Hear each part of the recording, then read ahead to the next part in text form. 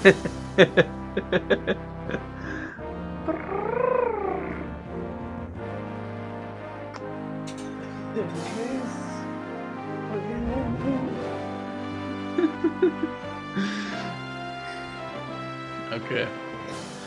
Welcome back, everyone. I am Blaze here. Today's video is on must-have gear for Rangers. I have 14 items here, but 13 of them are from the classic to Velious era. Let's get to it.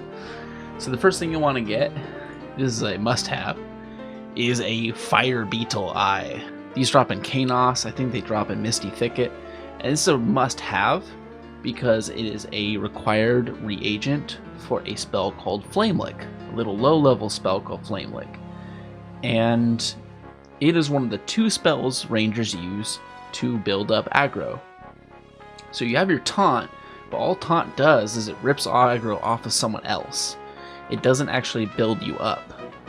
So what Flamelick does is it does build up aggro, as well as your snares. So typically Rangers will use Flamelick and a low-level snare to build up aggro, or to rip it off of someone else. And the reason why they're used is because they're low-level, and they don't cost a lot of mana, and they're typically pretty quick casts. Next thing you'll want to get as a Ranger is some pieces of the Tolan's Darkwood armor. This drops in the Kunark expansion, and here's the picture of some of the stuff. So the pieces of gear I really like the most from this are the helm, because it's a clickable invis that's mana free. Takes a long time to cast, but the benefit of the helm, I found that your own castable version of invis only works outdoors. You can't use it indoors, but you can use the helm indoors. So you can have invisibility indoors so long as you have the helm. But if you rely on your own castable one, nope. That might be complicated as mud, but be that as it may. The breastplate's more of a novelty item. It has a clickable port to Lesser Fate Arc. I'm not sure what location in there, but to Lesser Fate Arc. And I could see this being really useful on P99 because you don't have the origin feature. And I could also see it being useful for human rangers or halfling rangers. Not so much your elf rangers who start in Kelothin, but I could see it being useful, like if you're bound in Surefall Glade, that is one hell of a run and it sucks. Having a closer port to Fate Arc, Greater Fate Arc, would be very useful. The Van Braces, I never really used them that much, but it's a clickable dot. It's just some extra free damage you can get from that. The Bracer I consider a must-have. It has a clickable summon arrows, which in this era you don't have Endless Quiver yet, so you can run out of arrows, so you want to have a form of summoning them. And I think they're tradable too, so you can give them to other people.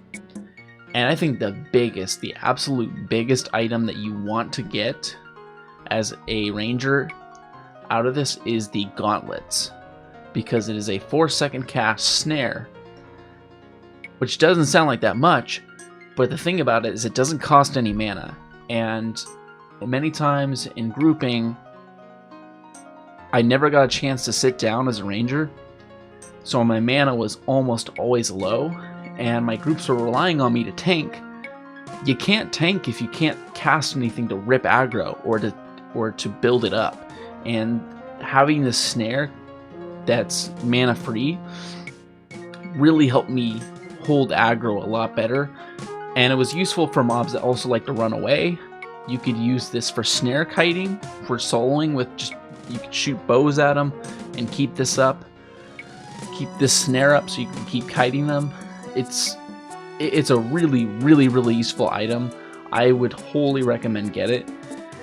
And it doesn't really get replaced until I think a Plains of Power AA that gives you a free clicky AA snare. Call it Entrap.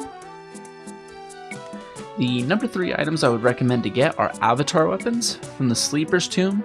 You'll want to get 2 one-handers, you'll want to get a 2-hander, and you'll definitely want to get a bow. The bow is the most important one. And the reason why is because of a buff called Avatar, which is a 6-minute long duration boost to your attack, agility, strength, and dexterity. It'll help you proc more, it'll help you hit harder, it'll help you hit more times than not. So having avatar weapons is huge for Rangers. You definitely need to get them. Number 4 comes from playing a Sky quest. It's called Cloak of the Sky. Not too unreasonable to do. And it is an instant cast 35% clicky haste that lasts for a few seconds. And I think it stacks with gear haste. So if you have no form of haste available to you, this can help you put out a little bit extra damage, and I think you could be moving and use this item. This next item, number 5, is a bit more of a novelty, but I did use it. It is the steel hilted Flint Dagger that comes from Howling Stones. And the damage delay is horrible. It's a 4 damage, 28 delay. It's a really slow weapon. I think it's even worse on live, the damage delay. And the proc rate isn't that crazy, but when it does go off, if it goes off enough, it will make up for that bad damage delay. It's a 600 damage nuke that actually wizards have the spell for. It's nice. It's really nice. But you'll want to put this in the main hand to get a better proc rate on it. It does shred. When it goes off, it's a really exciting proc.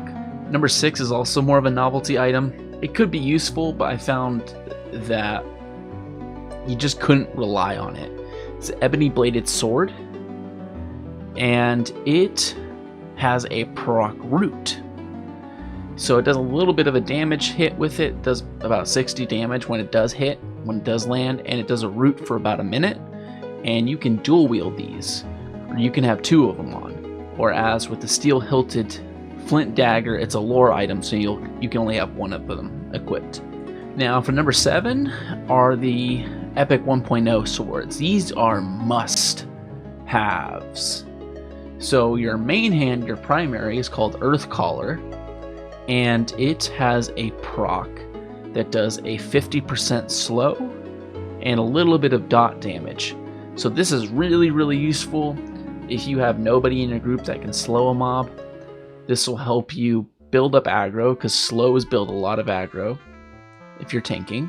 It'll help you reduce the amount of damage you're taking, because rangers aren't that beefy. You can only wear chain, so they can't take as many hits as your plate wearers.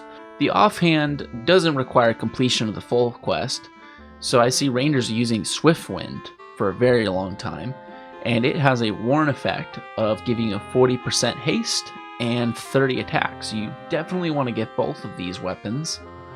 And I actually have a full series on completing the Ranger Epic on my channel, if any of you want to see how to do it. For number 8, this is if you're raiding. So in your classic to Velious era, the raids, most of the dragons and most of the targets you'll be facing have really nasty AoEs that are all elemental, disease, poison. So you're going to want to have resist gear, or you're just going to get shredded. So it's a big priority to get. And also, a lot of these targets do dispels. They'll rip off all your buffs. So you want to have some items that are instant buffs you can cast, like Journeyman's Boots, or the Shrunken Goblin Skull Earring with a little attack buff on it.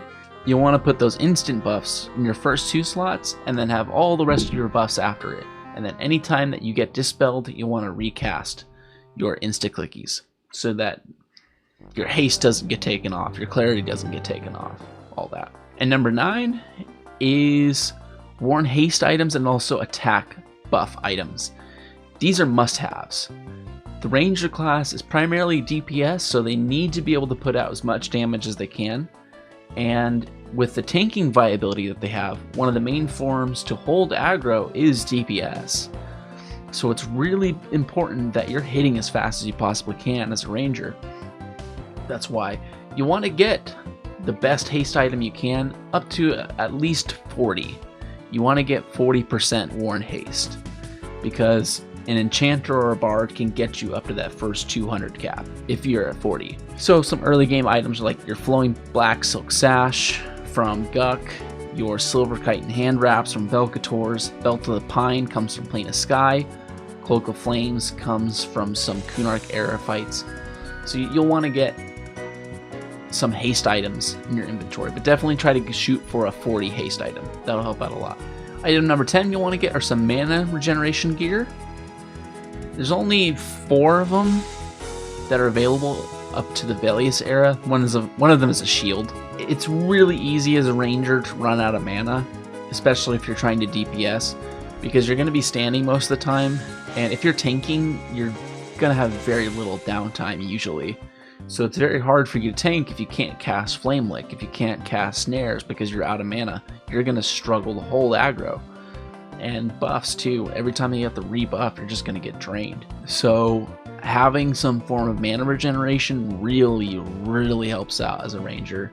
And in later expansions in Lupine, when you finally get horses unlocked, that helps out tremendously too, because you'll automatically get a sitting bonus in outdoor zones. Number 11 is Bow of the Destroyer.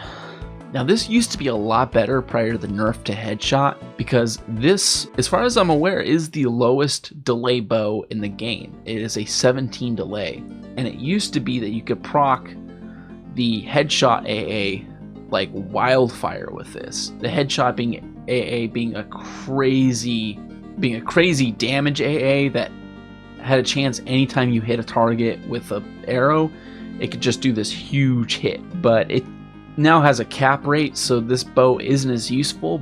Number 12 is the Lupine Dagger. This comes from Kunark's Castle, and it is a proccable wolf form, greater wolf form. And when you go wolf form, you'll get a boost to attack, you'll get sow, and I noticed that you're able to occasionally target through walls and see through walls in wolf form, and I use this in places like the hole to do taunt pulling through walls. I would pull mobs through walls that I couldn't even get into the room because it was a locked door. I found this to be very useful for pulling and just seeing around corners. Number 13 is a novelty item, but most rangers would be familiar with this. This is the Silver Swiftblade that drops in Chardock, I believe. And it's a really quick damage delay weapon, a 24 delay two-hander, which is really quick.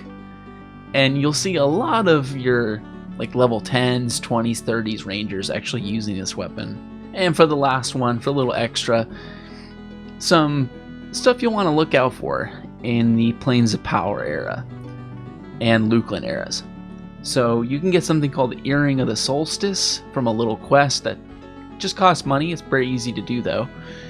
It gives you 1 mana regeneration, which is one of the easiest forms of mana regeneration you can get at this point in time. Also in the PoP era and Lupine, you get replacements for all your arrows. You won't really need the Tolan's Bracer anymore because you'll have Endless Quiver. And when you get Endless Quiver, which lets you have infinite arrows, you'll want to get the best arrow you can. And one of them is called these Blessed Champion arrows. They're deity specific, but you'll want to get a really good arrow when you do get Endless Quiver. Another thing you want to get is the Planestrider's Greaves, which come from Plains of Power quested gear. I think they're the Elemental Greaves. And they have a 3-second cast root. So if you have the Tolan's Gauntlets, you'll have a free snare.